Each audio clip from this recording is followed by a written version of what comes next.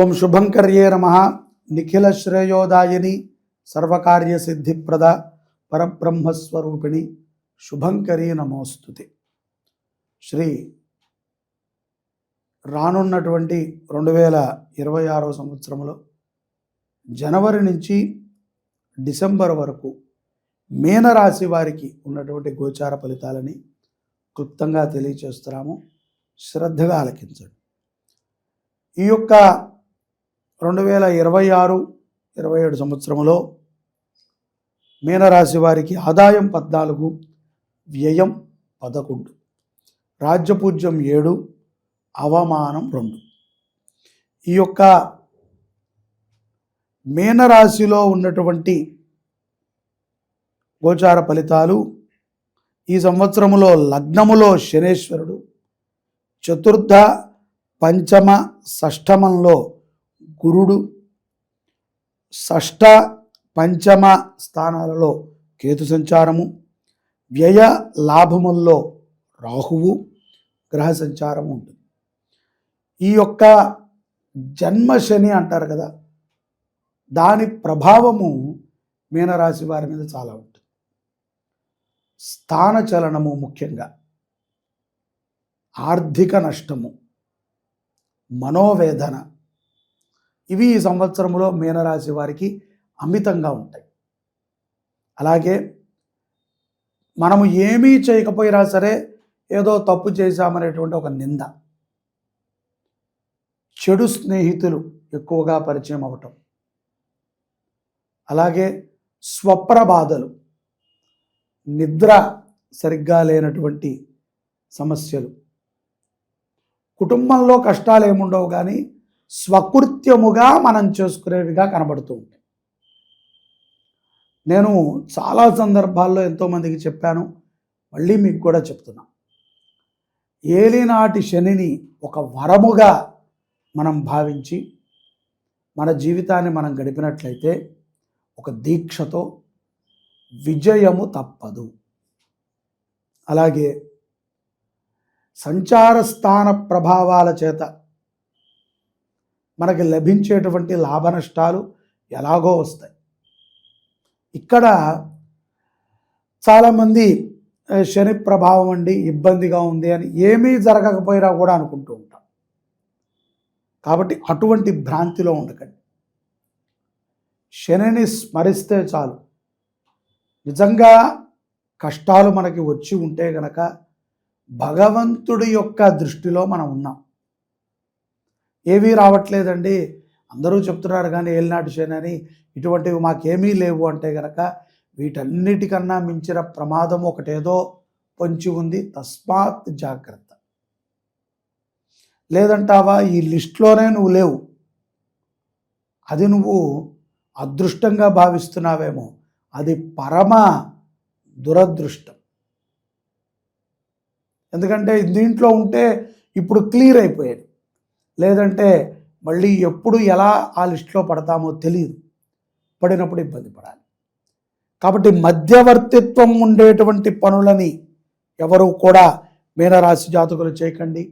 వ్యాపారస్తులు ముఖ్యంగా సొంత వాహనముల్లోనే ప్రయాణం చేయండి.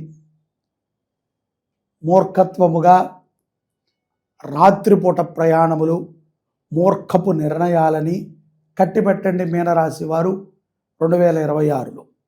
అలాగే ఇంట్లో మీ గృహములో జరిగేటువంటి కొన్ని సందర్భాలని మీ మధ్యనే ఉంచండి.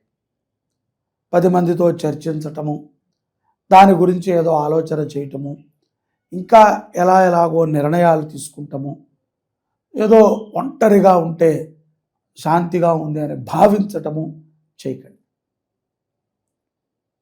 ఆర్థిక పరముగా ఎన్ని నష్టములు ఉన్నప్పటికీ నెలాఖరు వచ్చేటప్పటికో, ఈఎంఐలు వచ్చేటప్పటికో సకాలములో ధనము చేకూరుతుంది.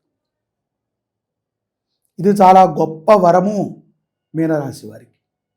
అలాగే ముఖములో ఉన్నటువంటి కళ తగ్గిపోతున్నప్పటికీ ఏదో ఒక తెలియనటువంటి నిరుత్సాహము నిరంతరము మీ వెంట ఉన్నప్పటికీ ఎంతో ధైర్యంగా ఉంటారు. ఎటువంటి నిర్ణయాన్నైనా సరే పెద్దలతో చర్చించి తీసుకోండి. సొంతంగా నిర్ణయాలు ఈ యొక్క సమయంలో 2026లో ఏమాత్రము పనికిరావు. దేనికైనా సరే ఒక్కసారి అంటే మనకి చెప్పే ఆన్సర్ కోసం కాదు, మనకు కావాలంటే కావాలి అని ఎవరు చెప్తారో వాళ్ళకి చెప్పడం కాదు. తల్లిదండ్రులతో చర్చించాలి, లేకపోతే భార్యతో కానీ, అక్కతో అన్నతో కానీ, తమ్ముళ్ళతో కానీ, ఎవరితో అయినా సరే మీ ఆప్తులతో చర్చించండి. ఇలా జరిగింది, ఇప్పుడు ఏం చేస్తే ఈ యొక్క కష్టం నుంచి బయటపడతాము అని మీరు చర్చ చేయండి. ఎక్కువగా భగవద్గీతని శ్రవణం చేయటం ద్వారా కొంత ప్రశాంతతని పొందుతూ ఉంటారు. మృతా సంబంధితమైనటువంటి బాధలు కూడా ఈ సంవత్సరము కొంత మీనరాశి వారికి ఉంటాయి. అలాగే ఆర్థికముగా కోర్టులో ఏదైనా వ్యవహారములో చిక్కుకుని ఉంటే దానికి సంబంధించినటువంటి ఫలితాలు ఈ యొక్క 2026లో ఏప్రిల్ నుంచి జూలై మధ్యలో ఒక శుభ పరిణామము మీకు జరుగుతుంది. దూర ప్రయాణాలు వెళతారు, ఖర్చులు కూడా పెరుగుతాయి ఈ సంవత్సరంలో ఏప్రిల్ తర్వాత నుంచి. కొంతమేరకి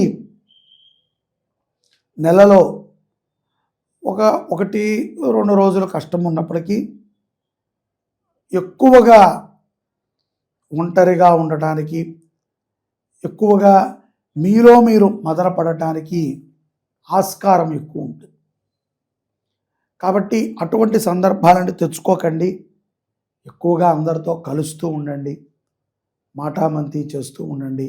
ఏదో మాట్లాడమన్నాం కదా అని అనవసరమైన మాటలు కాకుండా ఉపయోగపడేటువంటి మాటలను మాట్లాడండి.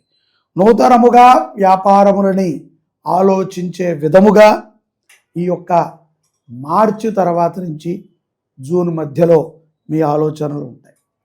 విద్యార్థులకి చిరచర ప్రమాదములు గోచరిస్తూ ఉన్నాయి. తస్మాత్ జాగ్రత్త. వాహనము నడిపేటప్పుడు మాత్రము వేగము పనికిరాదు.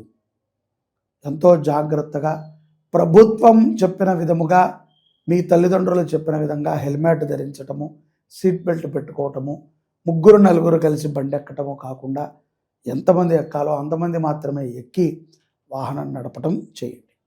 ప్రేమ వ్యవహారాల యందు కూడా చాలా జాగ్రత్తగా ఉండాలి. ఒక 50% మాత్రమే సత్ఫలితాలు కనిపిస్తున్నాయి. ఆప్యాయతతో మాట్లాడేటువంటి వాళ్ళు, మీ మీద ప్రేమని చూపించేటువంటి వాళ్ళు తరచూ తాహసపడుతూ ఉంటారు ఈ సంవత్సరంలో.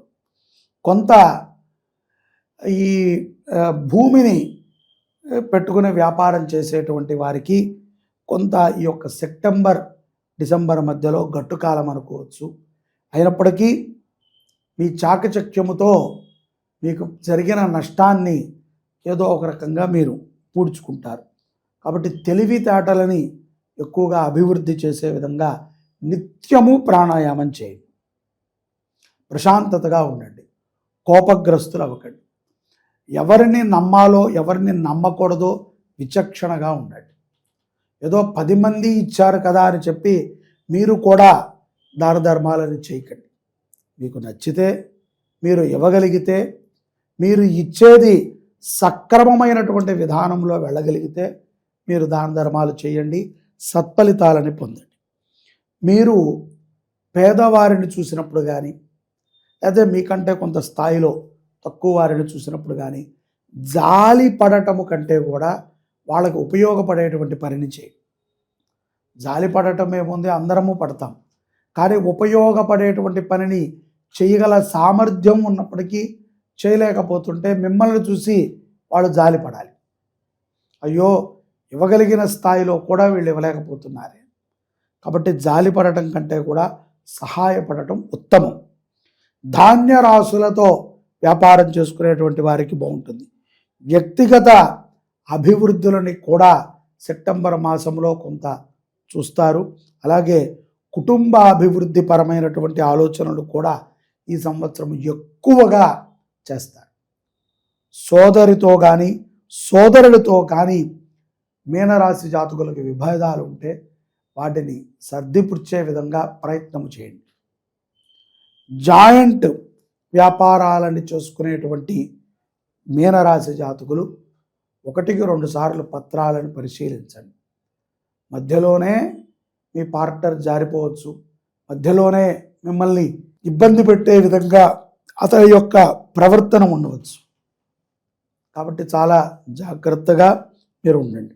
ఈ యొక్క మిత్రులతో కానీ స్నేహితులతో కానీ ఏదైనా లావాదేవీ నడిపేటప్పుడు కానీ ఇతర విషయాల యందు కానీ కొంత జాగ్రత్తని తీసుకోండి. గుడ్డిగా అందరినీ నమ్మటము కూడా ప్రమాదకరం. విద్యార్థులు కూడా చాలా జాగ్రత్తగా ఉండాలి. ఈ యొక్క 2026 సంవత్సరంలో మీనరాశి జాతకులు సుబ్రహ్మణ్యేశ్వరుణ్ణి, నవగ్రహాలని తరచూ స్మరిస్తూ ఉండాలి. నిత్యము కూడా నవగ్రహ స్తోత్రాన్ని వినటం ద్వారా ఎంతో ప్రశాంతతను పొందుతారు. సుబ్రహ్మణ్యేశ్వర స్వామి ప్రీత్యర్థము మంగళవారం నియమం చేసిన, సుబ్రహ్మణ్య దేవాలయాలను దర్శించిన, అర్చనాది కార్యక్రమాలను చేసిన చాలా గొప్ప ఫలితాలని మీనరాశి జాతకులు పొందుతారు. ఖరీదైనటువంటి ఆభరణాలు, వస్తువులు, డాక్యుమెంట్స్ని తరచూ పరీక్షిస్తూ ఉండండి. అవి కొంత జారుకుంటాయి, ఎక్కడ పెట్టామో మర్చిపోతూ ఉంటాం. కాబట్టి ప్రతి విషయములో కూడా పరమాత్మ యొక్క అనుగ్రహంతో జరుగుతోంది అనేటువంటి ఒక భావనతో ఉండండి. పెద్ద ప్రమాదాలు లేనప్పటికీ ఉద్ధృతమైనటువంటి ఆలోచనలు మీరు ఈ యొక్క సంవత్సరం ఎక్కువగా జరుగుతాయి. శని ప్రభావము అని మీరు అనుకుంటూ ఉంటారు. కాబట్టి సుబ్రహ్మణ్యేశ్వర ఆరాధనని చేయండి, కోపాన్ని తగ్గించుకోండి. ఏది జరిగినా సరే కాలములో అన్నీ కొట్టుకుపోతాయి, కానీ మనము నోరు జారితే మాత్రం కొట్టుకుపోతుంది. చాలా జాగ్రత్తగా ఉండండి. నోరు కానీ మనస్సు కానీ చేత కానీ మనము జారకుండా దిగ్విజయముగా 2026 మీకు జరగాలి అని కోరుకుంటూ, భారతమాత అనుగ్రహము, గోమాత అనుగ్రహము సదా మీకు ఉండుగాక. జై శుభంకరి.